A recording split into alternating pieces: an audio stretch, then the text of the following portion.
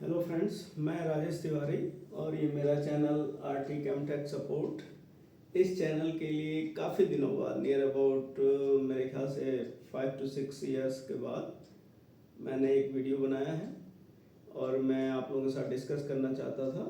ये चीज़ें मैंने लैब में महसूस किया कि जब मैंने अपने रिज़ल्ट का एनालाइज किया तो उस रिज़ल्ट के दौरान मैंने ये महसूस किया कि ये चीज़ें आप लोगों को भी पता होनी चाहिए। और ये चीज़ काफ़ी जानकारी वाले, जैसे अगर आपने मेरा वीडियो थंबनेल देखा होगा या फिर इस वीडियो का टाइटल देखा होगा, इस लेक्चर का टाइटल देखा होगा, तो आपको कुछ ना कुछ चीज़ें समझ में आ गई होंगी। उसी से रिलेटेड, जैसे मेरा टॉपिक है kitchen in cancer in kitchen, तो उसी से रिलेटेड मैं आपको एक डिस्कशन करना चाहता हूँ, आपके साथ एक चीज़ें बताना चाहता हूँ। तो आइए लेट ना करते हुए शुरू करते हैं। जैसे अगर आप यहाँ देख रहे होंगे, यहाँ पर इस समय प्रेजेंट टाइम में मैंने यहाँ पर ये एक ग्लास है, इसके ऊपर इस तरह के व्हाइट स्पॉट देख रहे होंगे, जैसे ये detergent spot on kitchen dishes, जैसे ये स्पॉट देख रहे होंगे आप, तो ये हमारे डिटर्जेंट के हैं। सेम उसी तरह से यहाँ पर भी है।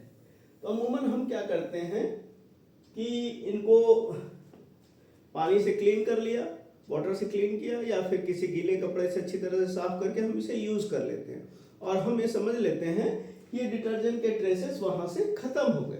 लेकिन ऐसा होता नहीं है। हम जब अगर अपने किचन के बर्तनों को, डिशेस को अगर हम उसको क्लीन करना है तो क्लीन करने में काफ़ी सावधानी बरतनी पड़ती है। लेकिन ये चीज़ मैंने किस तरह से महसूस किया कि इसको क्लीन करने के बावजूद भी यहाँ पे डिटर्जेंट के ट्रेसेस हमें मिलते हैं। उसी से रिलेटेड मेरा एक एक्सपेरिमेंट था। सॉरी,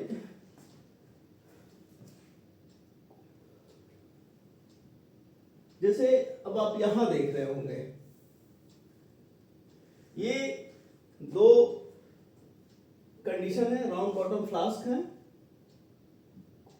ये दोनों राउंड बॉटम फ्लास्क को अगर आप ध्यान से देखें तो यहाँ पे मेरा प्रोडक्ट सिंथेसाइज किया हुआ है और ये 100% एक क्लीन राउंड बॉटम फ्लास्क है, आरबीए, जिसमें हम रिएक्शन लगाते हैं।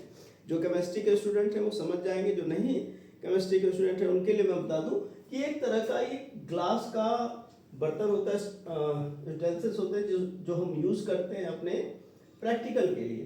तो जैसे ये मैंने एक इस राउंड बॉटम फ्लास्क को 100% क्लीन किया। डिटर्जेंट का मैंने यूज़ किया था, जो मेरी गलती थी, मुझे नहीं करना चाहिए था, लेकिन फिर भी मुझे राउंड बॉटम फ्लास्क को क्लीन करना था, उसके लिए मैंने क्लीन किया। लेकिन 100% जब मैं सेटिस्फाई हो गया कि मेरा ये राउंड बॉटम फ्लास्क 100% क्लीन है, इसको सॉल्वेंट से भी वॉश किया और सॉल्वेंट से वॉश करने के बाद ही मैंने अपनी रिएक्शन लगाई। लेकिन उसका रिजल्ट क्या मिला वो मैं भी डिस्कस करूँगा। तो जैसे आप देख रहे हैं यहाँ पर ये राउंड बॉटम फ्लास्क है और ये 100% क्लीन है। ये 100% क्लीन होने के बावजूद मैंने इसमें अपनी रिएक्शन लगाई और ये प्रोडक्ट को यहाँ पर मैंने सिंथेसाइज किया। जब ये प्रोडक्ट को मैंने सिंथेसाइज किया, सिंथेसाइज करने के बाद इस जो यहाँ पे प्रोडक्ट मेरा सिंथेसाइज हुआ है, इसका रिजल्ट का एनालिसिस किया। तो रिजल्ट के एनालिसिस एक मेरे पास इंस्ट्रूमेंट है, दैट इज द GCMS, उसे हम कहते हैं गैस क्रोमेटोग्राफी मास स्पेक्ट्रोमेट्री। तो उस इंस्ट्रूमेंट पर मैंने जो मेरा प्रोडक्ट आया है उसका एनालिसिस किया। एनालिसिस करने के बाद एक मुझे रिजल्ट मिला, जो रिजल्ट मैं आप लोगों से डिस्कस करना था और यही वो पॉइंट था जिसने मुझे इस लेक्चर को बनाने के लिए मजबूर किया, बताना चाहा कि मैं आप लोगों के साथ भी डिस्कस करूं। जैसे यहाँ पर देखिए, ये मेरे प्रोडक्ट की पीक है, ये मेरे प्रोडक्ट का आइडेंटिफिकेशन है जो मैं अपने कंफर्म किया कि 388 पर जो मेरा प्रोडक्ट आ रहा है दैट इज द 100% कंफर्म। लेकिन मास के रिजल्ट का एक सबसे बड़ा आइडेंटिफिकेशन ये होता है कि अगर आपका प्रोडक्ट आइडेंटिफाई हो रहा है तो प्रोडक्ट के आइडेंटिफाई होने के बाद कोई दूसरी पीक नहीं होनी चाहिए, लेकिन यहाँ पर है। और ये जैसे आप यहाँ पर देखें 572 के बाद ये बहुत सारी ये लाइनें, मतलब हर चीज को ये रिप्रेजेंट कर रहा है, मतलब हर लाइन कुछ ना कुछ इंडिकेशन कर रही है। तो हम यहाँ से निकालेंगे पॉइंट 572 और ये नंबर हम याद रखेंगे। ये मास का एनालिसिस है, यानी ये 388 का जो मास आया इसने मुझे कंफर्म किया कि मेरा प्रोडक्ट उस अराउंड बॉटम फ्लास्क में आफ्टर रिएक्शन प्रिपेयर हुआ। लेकिन साथ ही साथ ये पीक भी आई। इस पीक को फिर जब मैंने डिस्कस किया दूसरे एक्सपर्ट से बातचीत की, उसमें पता करना चाहा कि मेरा प्रोडक्ट तो यहाँ पर आ गया, लेकिन ये उसके बाद का क्या है। तो जब हमने इसकी एनालिसिस की तो वो एनालिसिस काफ़ी ज़्यादा इम्पॉर्टेंट है। जैसे मैंने आपको यहाँ पर एक्सप्लेन किया है कि मेरी राउंड बॉटम फ्लास्क 100% क्लीन है, और इस क्लीन राउंड बॉटम फ्लास्क में मैंने रिएक्शन लगाया था। रिएक्शन लगाने के बाद इसको सिंथेसाइज किया। सिंथेसाइज करने के बाद इस प्रोडक्ट की एनालिसिस की, किसके थ्रू, ये मास स्पेक्ट्रोमेट्रिक इंस्ट्रूमेंट पे। और जब इस पे एनालिसिस किया तो ये मेरा रिजल्ट रहा 388 से 392, साथ में मिला मुझे 572, और इसके बाद की पीक्स मिली।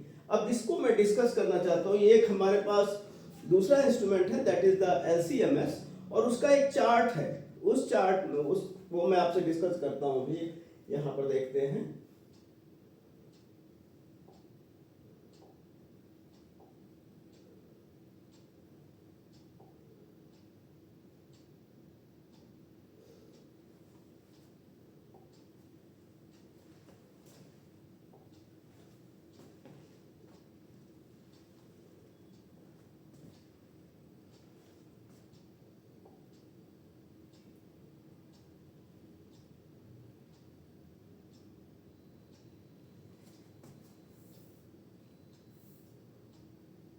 जैसे यहाँ पर देखिए, तो मैंने आपको बताया था 572 का आपको ध्यान देना है। तो यहाँ पर अभी ऐसा कुछ भी नहीं है। ये फर्स्ट पेज है। मैं थोड़ा सा इसको जूम आउट करके सेकंड पेज पे डायरेक्ट पहुंचता हूँ। ये हमारा सेकंड पेज है, और मैं यहाँ पर आपको बताना चाहता हूँ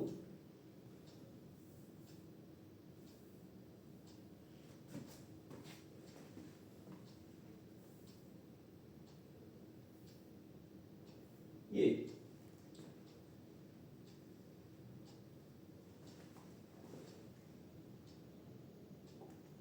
जैसे यहाँ पर अगर आप देखें तो यहाँ पर है 573। मैंने आपको दिखाया था, उस चार्ट में बताया था 572 के बाद बहुत सारी लाइंस थी।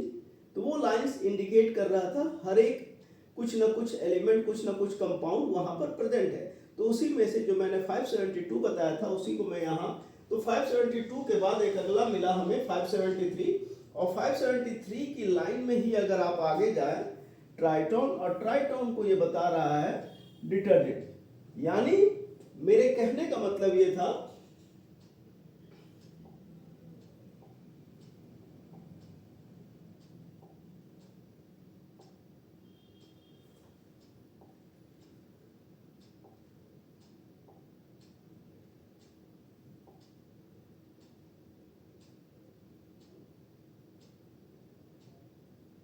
मेरे कहने का मतलब ये था कि मेरे 100% क्लीन आरबी में भी डिटर्जेंट के ट्रेसेस मौजूद मिले। वो ट्रेसेस ना तुम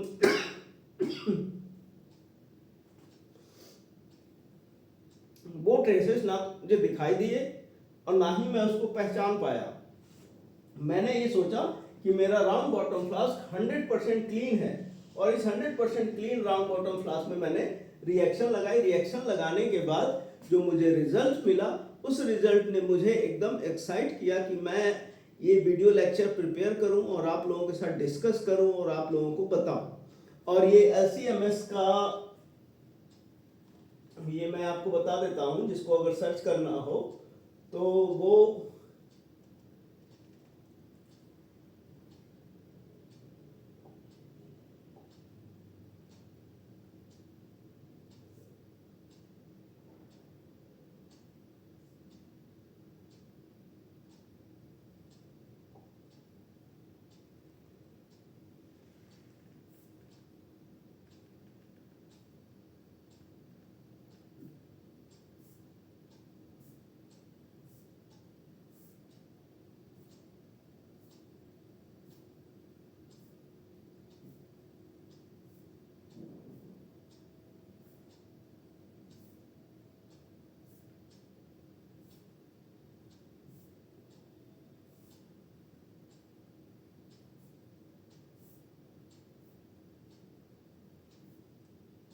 ये है LCMS कंटामिनेंट्स।